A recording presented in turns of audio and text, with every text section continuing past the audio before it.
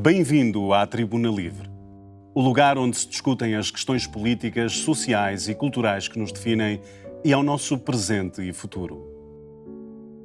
Hoje falamos de cultura ou dinheiro, se são ou não mutuamente exclusivos e porquê.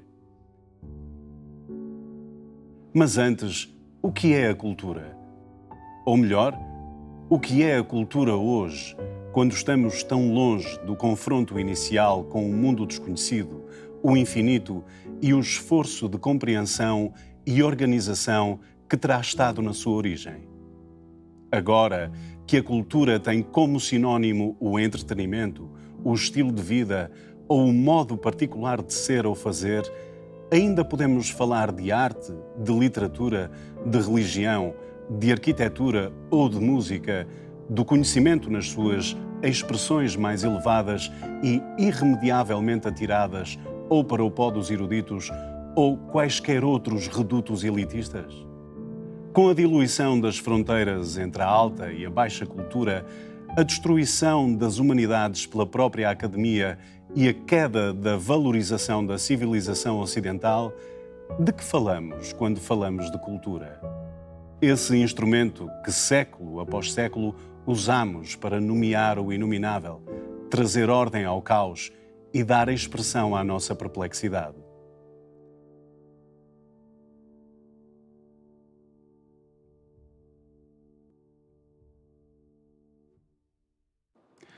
Para analisarmos estas questões, temos connosco Kiki Muniz Prestrelo, influencer digital com mais de 600 mil seguidores, várias vezes premiada pela Escolha do Consumidor e pelo Prémio 5 Estrelas.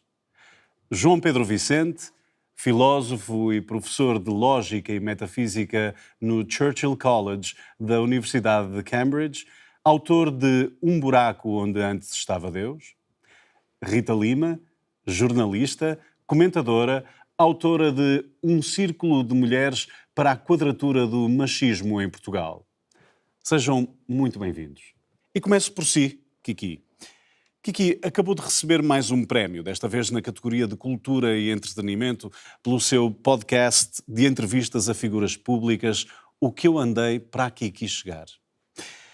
Qual é a diferença, Kiki, entre cultura e entretenimento? Antes de mais, Henrique, deixe-me dizer-lhe que adorei o convite. É a primeira vez que sou convidada para um programa mesmo cultural, quer dizer, sem publicidade. Em relação à sua pergunta, a minha resposta é muito simples e muito clara. Para mim, não há qualquer diferença entre cultura e entretenimento. Repare, cinema é cultura ou entretenimento? Uma blusa de malha da Póvoa de Varzim, feita por artesãos e vestida por pescadores poveiros, é cultura. Mas também é moda. Quando a marca Tory Burch comercializou essas mesmas camisolas como sendo suas, o que é que acabou por acontecer? Tiveram de pedir desculpas no Twitter, porque é cultura. Olha que não, Kiki, a marca pediu desculpas porque é plágio. E plágio é crime. Vamos deixar a Kiki concluir, Rita. Sim, Rita, é plágio, é crime, é tudo aquilo que a Rita quiser. Contudo, o que eu quero dizer, antes de me ter interrompido, é que hoje já não há fronteiras.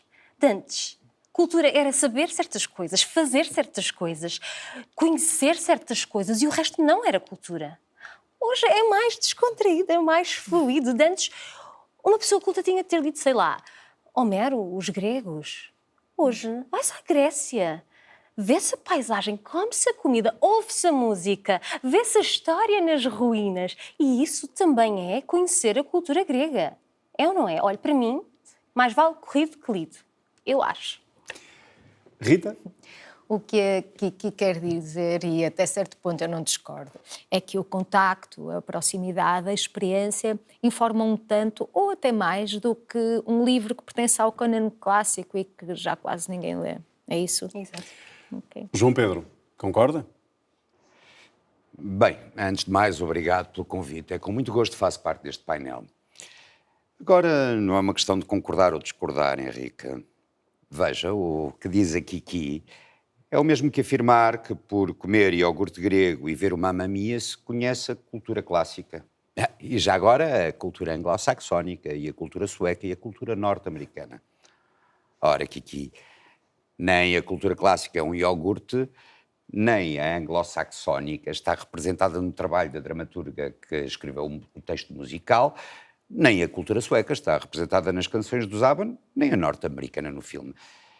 É que isso não faz sequer sentido. Mas olha, João, deixe-me interromper, peço desculpa, mas isto vem mesmo a propósito. Eu fui convidada para a antestreia desse musical, o Mamma Mia, de que falou, já tem uns anos. E uma das coisas que fiquei a saber, fui convidada para ir a Londres, atenção, é que mais de 60 milhões de pessoas viram aquele musical. 60 milhões de pessoas. Sabe quanto é que rendeu até hoje? 4 mil milhões de euros. 4. E não estou sequer a falar dos filmes. Ir ver um musical é apoiar a cultura. É cultura e é entretenimento. De certeza que durante os mais de 20 anos que este musical esteve em cena, não tivemos 60 milhões de pessoas a ler Homero. De certeza que as editoras de Homero não fizeram 4 mil milhões de euros com os livros dele. Olha, e se quer que lhe diga, pode fazer pouco à vontade. Para mim, música pop e alimentação são tão cultura quanto outra coisa qualquer. Mesmo. A alimentação mediterrânica, por exemplo, não é património mundial. Património é cultura. João Pedro, o que é a cultura? Henrique, respondo. Mas deixe-me concordar com a Kiki. O humanismo clássico está a viver o fim dos dias. Mas aquilo que o Henrique referiu na sua introdução, a nossa perplexidade perante o desconhecido, a fonte de todas as questões, é inesgotável e indistinguível.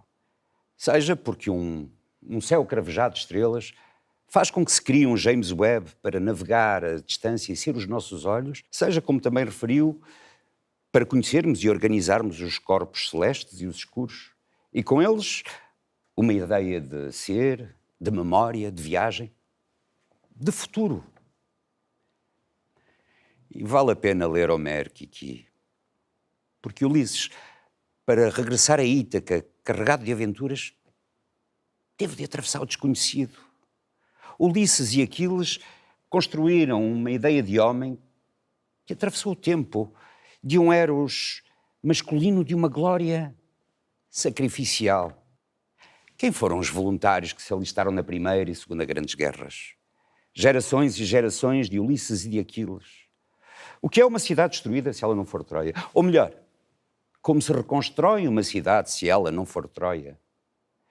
A cultura é a história e a experiência da transcendência. Nas artes, o feio rasga-se para criar o belo. Na sociedade, o eu submete-se ao nós. Quer dizer, ao coletivo que preserva o eu e cria-se o Estado e a lei. Pelo conhecimento científico, dá-se a transformação do caos em ordem, da religião, deduz-se a moral e o infinito, coletivo e pessoal. Portanto, João Pedro, de um lado o instinto, do outro a força civilizadora e mesmo repressiva da cultura? Sim, mas essa cultura morreu. Agora estamos no tempo da pós-cultura. João, mas a cultura não morreu. Até mesmo essa cultura mais tradicional ainda tem público e eu acho bem. Olha, senão os concertos da Gulbenkian não esgotavam e são sempre a mesma coisa ano após ano. Agora, essa cultura está ultrapassadíssima a todos os níveis. Não é o Requiem de Mozart que enche os estádios, não. É Taylor Swift e a Anitta. Há em Harvard um curso superior sobre Taylor. Chama-se Taylor Swift and Her World. Porquê? Porque representa a cultura moderna e o paradigma do sucesso. Um concerto da Taylor muda a economia de uma cidade. Muda mesmo. Portanto, não é eros, exércitos, não é transcendência, é ser normal. É ser normal como eu. Uma pessoa que tem dias maus, que tem dias bons, que trabalha, que ama, que chora e ri. A Kiki não é uma pessoa como todas as outras. Não no sentido que quis dar à expressão. A Taylor Swift também não o é. A Kiki tem mais de 600 mil seguidores. É uma figura pública. Permita-me interromper. Todas as referências Taylor, ou Anitta, ou outras, Shakira, Britney Spears, são permutáveis. Troca-se uma estrela da pop por outra estrela da pop apenas porque é mais jovem. Uma canção por outra canção, um estádio por outro. O Requiem de Mozart sobreviveu ao tempo, mas tem razão. É um nicho. A Rita concorda que este é o tempo da pós-cultura? O ensino e a cultura foram lugares de elite. Foram. Agora, felizmente, são lugares para todos. Claro que a horizontalidade do acesso coincidiu com a horizontalização do conhecimento. A erudição e a cultura tradicional não fazem parte dos currículos. O que se aprende neste ensino de massas é a introdução a um conjunto de instrumentos que cada um manuseará e aperfeiçoará mais tarde conforme os seus interesses pessoais e profissionais. Mas é preciso dizer que o valor da especialização é incalculável, quer para a ciência, quer para o nosso dia-a-dia. O Henrique, repare, o telescópio de James Webb não foi feito por eruditos, foi feito por técnicos especializados. Mas nem é preciso ir tão longe, basta pensarmos no nosso dia-a-dia e reparar que podemos ver um filme num telemóvel ou ter uma câmara de antecor para uma cirurgia minimamente invasiva. Portanto, o que se perdeu em grego e latim com a escolarização das massas, ganhou-se em classe média liberta da servidão. A condição de nascimento deixou de determinar o futuro. Eu não creio, Rita, que quem quer que seja ponha em causa o valor do ensino oficial e obrigatório ou o mérito do ensino na quebra do ciclo de pobreza e na mobilidade social. Estamos a discutir a inviabilidade da cultura diante do dinheiro. Henrique, de uma certa cultura, que é você dizer, porque a cultura contemporânea anda de mãos dadas com o sucesso. Se não tem público, é porque ninguém quer ver, ou ler, ou ouvir. A qualidade define-se pelo sucesso, Rita? Não, Henrique. Tenha paciência, Kiki, mas não é assim. Eu escrevo num jornal que faz parte da história da nossa democracia e vejo a cada mês as receitas de publicidade reduzidas. A publicidade dirigida é atraída pelas influências como a Kiki. Obviamente, isto faz perigar a imprensa, que tem não só uma função informativa, como de escrutínio das instituições para garantir o seu bom funcionamento. Isto é civilizacional, portanto, é cultural. Ao contrário do que a Kiki diz, a imprensa tem de sobreviver, mesmo sem sucesso económico, porque é fundamental. É um dos garantes da nossa democracia. Mas acredite que mais cedo ou mais tarde nós vamos à falência. É verdade, todas as influências são pagas, assim como todos são pagos pelos seus trabalhos, é o que os torna profissionais, concordemos, não é?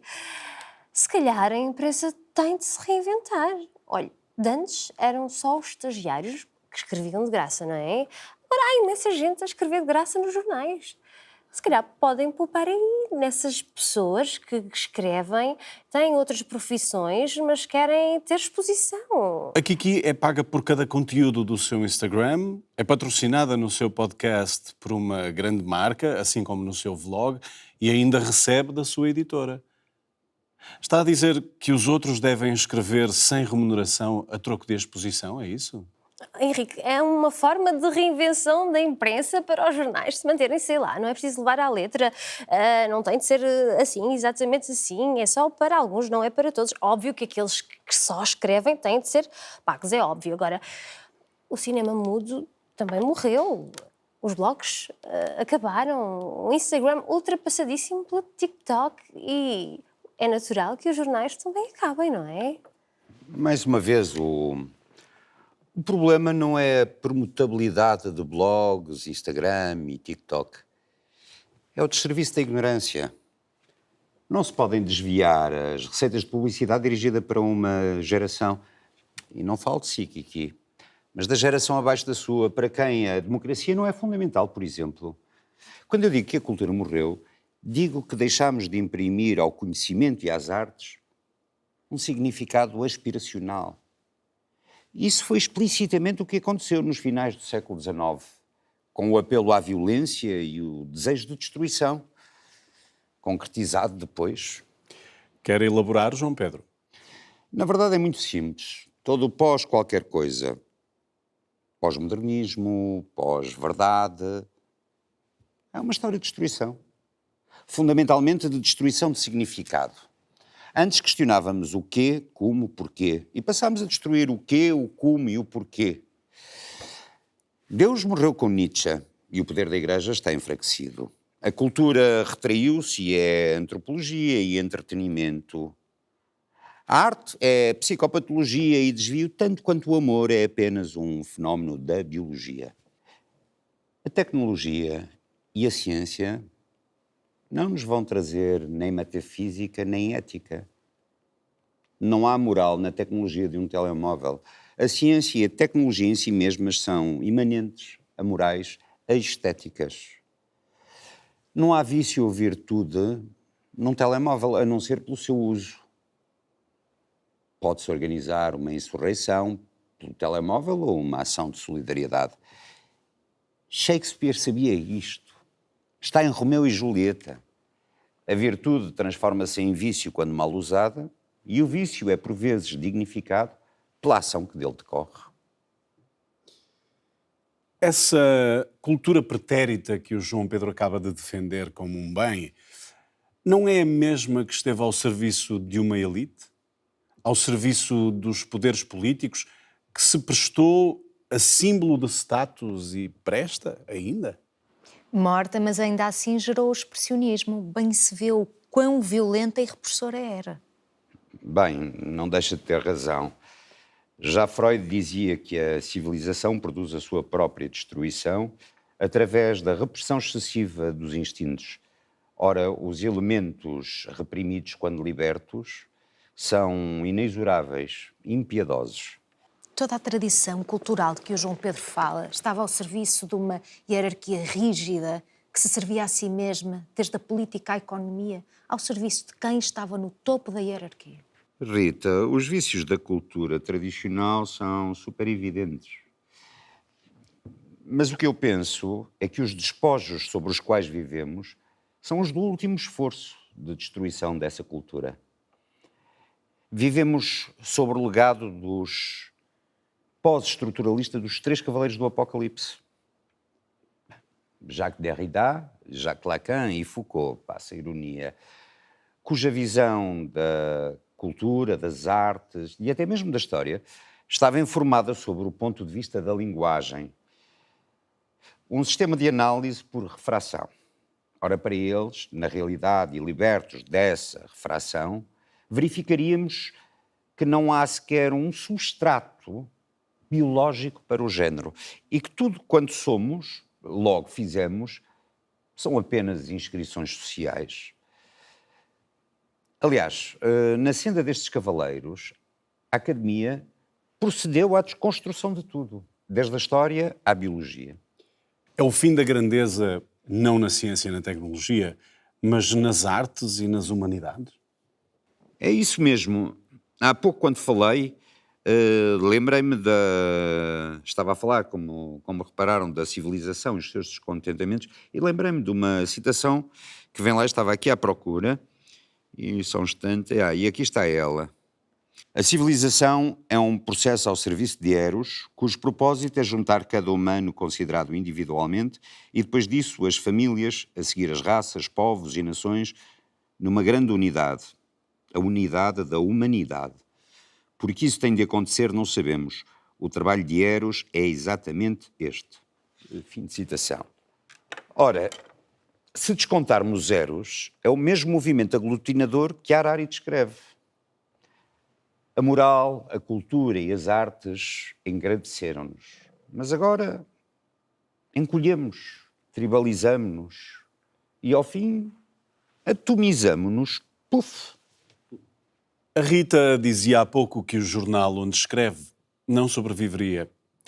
Um jornal tem um código de ética, responsabilidades assacáveis, uma função, para além de ser uma empresa. Quais são as responsabilidades sociais de uma influencer, Kiki? Para além de, como todos, pagar os seus impostos e a segurança social, qual é a sua função? Olha, Henrique, como diz, eu pago os meus impostos e o Estado tem as responsabilidades sociais, naturalmente, não é? Mas eu até colaboro em montes de campanhas do cancro ao apoio alimentar.